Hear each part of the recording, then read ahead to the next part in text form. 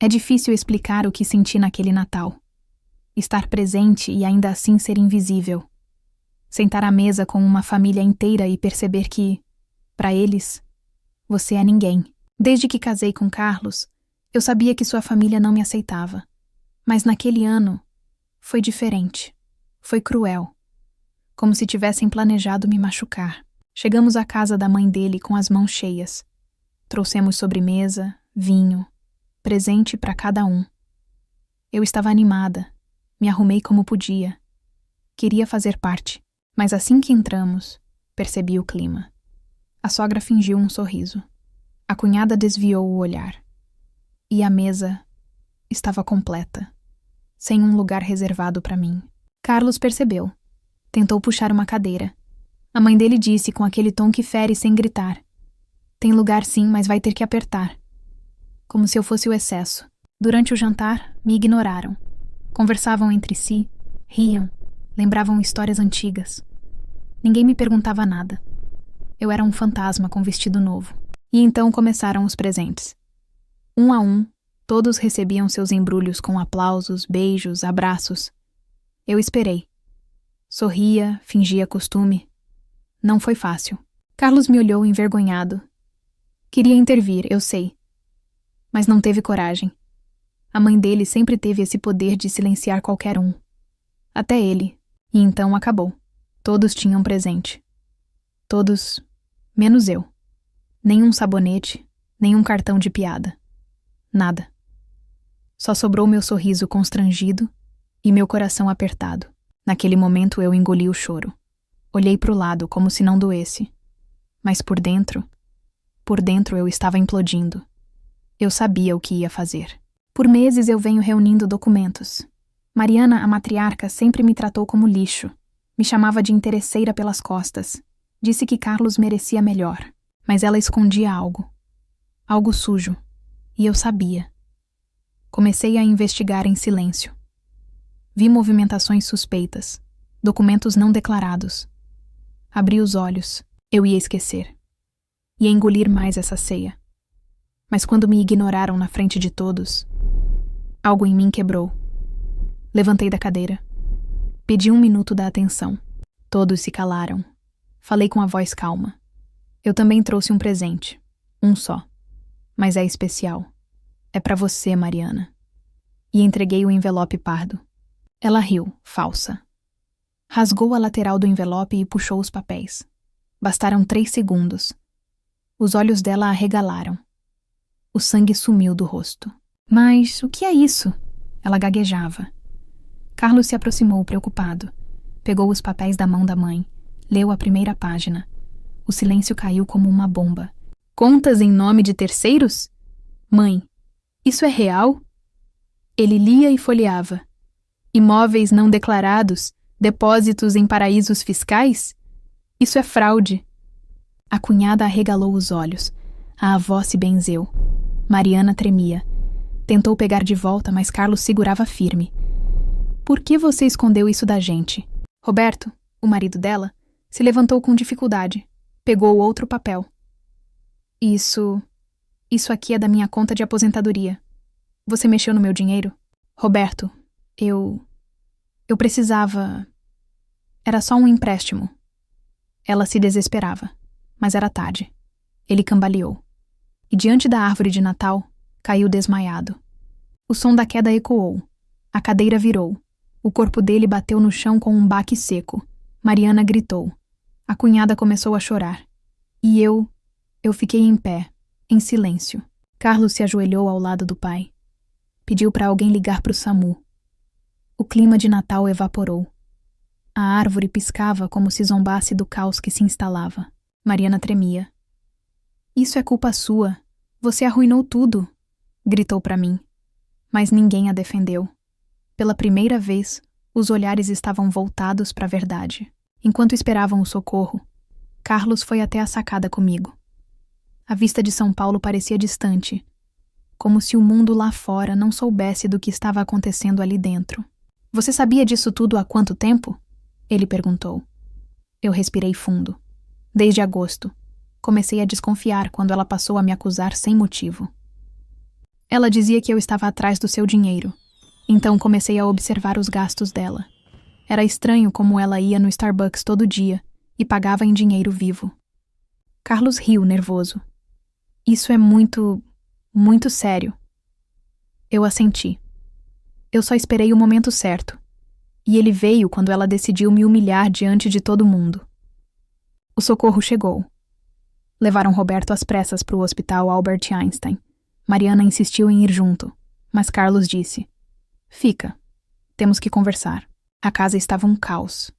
A ceia fria, as luzes piscando, os presentes esquecidos. E Mariana, sentada no sofá de veludo vinho, parecia menor, quase irreconhecível. Carlos a encarou. "Por quê? Você sempre teve tudo. Por que fez isso com o papai?" Ela chorava, mas ninguém se comovia. "Eu só queria garantir o futuro de todos nós." "Fraudando o governo? Roubando o próprio marido?" Ele retrucou. "Você construiu aquela casa em Alphaville com dinheiro que nem era seu." A cunhada, até então calada, falou: "Mamãe, você disse que não podia ajudar com a escola das crianças, mas comprou um carro novo semana passada." Mariana não tinha mais respostas, só soluços e vergonha. Eu a observei. Pela primeira vez, parecia que ela sentia o peso das mentiras. Carlos foi até a mesa. Pegou meu presente, ainda embrulhado. Era simples, mas simbólico. Me entregou com um beijo na testa. "Você foi mais família hoje do que todos aqui." A noite terminou comigo, e ele em silêncio, dentro do carro. Passamos pelo McDonald's da Avenida Faria Lima, onde ele parou para comprar um sorvete, só para aliviar a tensão. Enquanto tomávamos, ele segurou minha mão. "Me perdoa por tudo que você passou. Eu devia ter enxergado antes." E pela primeira vez, ele chorou. Na semana seguinte, Roberto saiu do hospital. Estava fraco, mas lúcido. Pediu para conversar comigo. Nos encontramos num café em Pinheiros. Ele me agradeceu. Disse que se não fosse por mim, nunca teria descoberto. Que passou anos confiando cegamente na esposa. E isso o envelheceu por dentro. Carlos decidiu abrir uma denúncia formal. Mariana tentou se defender, mas as provas estavam em vários dossiês. A Receita Federal iniciou uma investigação pesada. Alguns meses depois, Mariana foi indiciada. A casa de Alphaville foi vendida, os carros apreendidos. Carlos herdou a responsabilidade de cuidar do pai e me colocou ao lado dele, com orgulho. Em uma manhã acordei com um aperto no peito. Mariana estava calada desde o escândalo no Natal, mas algo me dizia que o silêncio dela era o prenúncio da próxima tempestade. Carlos tentava agir normalmente. Trabalhava até tarde no escritório em Pinheiros. Evitava comentar o que houve, mas eu sabia que ele estava abalado. A verdade sobre a mãe ainda doía. Roberto, por outro lado, me ligava quase todo dia. Disfarçava a solidão com conversas longas sobre política, jardinagem e até sobre filmes antigos. "Você me salvou, menina", dizia. Num fim de tarde, depois de uma caminhada na orla de Santos, senti uma tontura forte. A brisa do mar não aliviava.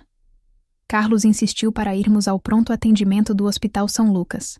No consultório, o médico fez perguntas, exames e... parou. Me olhou com um leve sorriso. "Você está grávida, moça. Parabéns."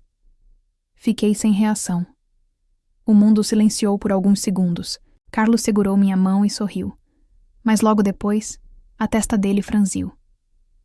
"Isso muda tudo", murmurou. Não era medo. Era responsabilidade caindo sobre os ombros dele como chumbo. Voltamos para casa em silêncio.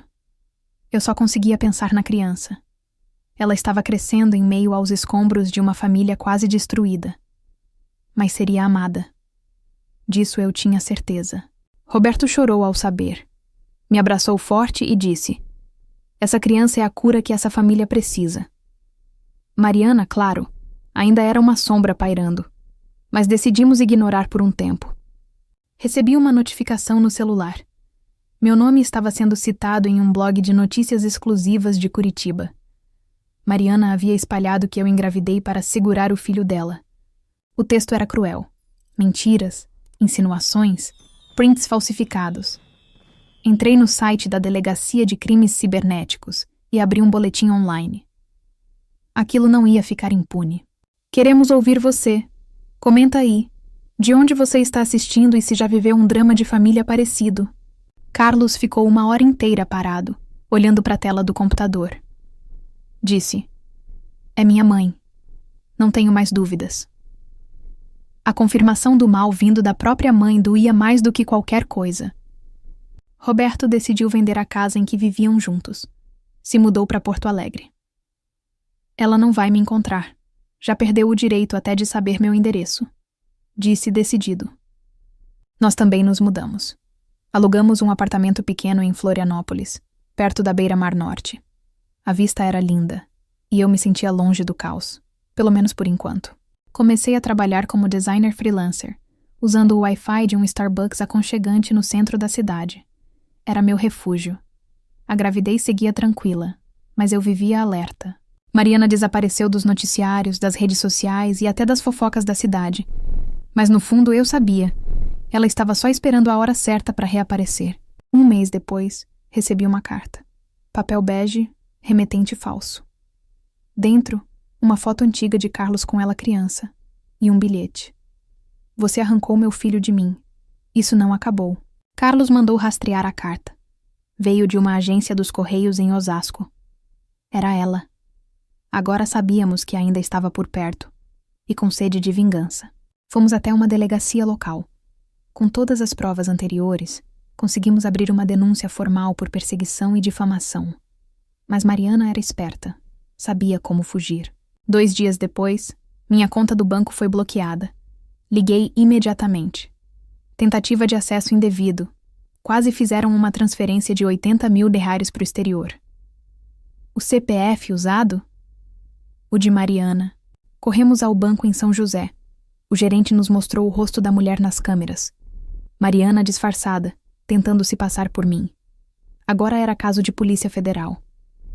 O delegado responsável pelo caso nos chamou em São Paulo. Disse que o golpe era mais antigo do que parecia. Mariana já tinha usado a identidade de outras 3 pessoas nos últimos anos. No caminho até lá, paramos num McDonald's na Marginal Tietê. Eu não conseguia comer, mas o cheiro de batata frita me fez lembrar dos nossos primeiros encontros. Quando tudo ainda era leve, na delegacia, ouvimos a gravação de uma ligação feita por ela a uma instituição de caridade, se passando por mim. Usou minha gravidez como desculpa para conseguir doações em meu nome. Ela estava se aproveitando até da criança que ainda nem nasceu. Foi aí que vi o rosto de Carlos endurecer de vez. A decepção tinha virado nojo. E, finalmente, fúria.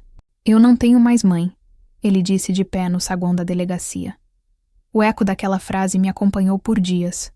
Mariana havia perdido tudo, mas ainda não tinha desistido.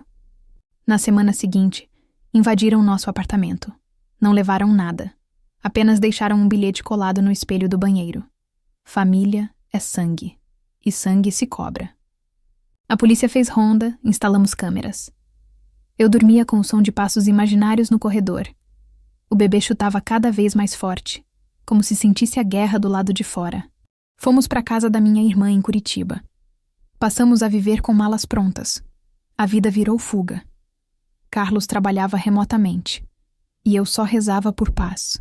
Numa tarde, sentei numa cafeteria chamada House, perto do Batel, e escrevi tudo o que havíamos vivido. Chorei em silêncio, entre um café coado e um pão de queijo morno. Foi ali que surgiu a ideia de transformar a dor em algo maior. Entrei em contato com uma jornalista da revista Piauí. Ela ouviu meu relato por 2 horas e decidiu publicar. A matéria saiu no mês seguinte. A nora que desmascarou a matriarca. Ganhou manchete na Folha. Trechos foram para o Fantástico. Mariana foi desmascarada publicamente.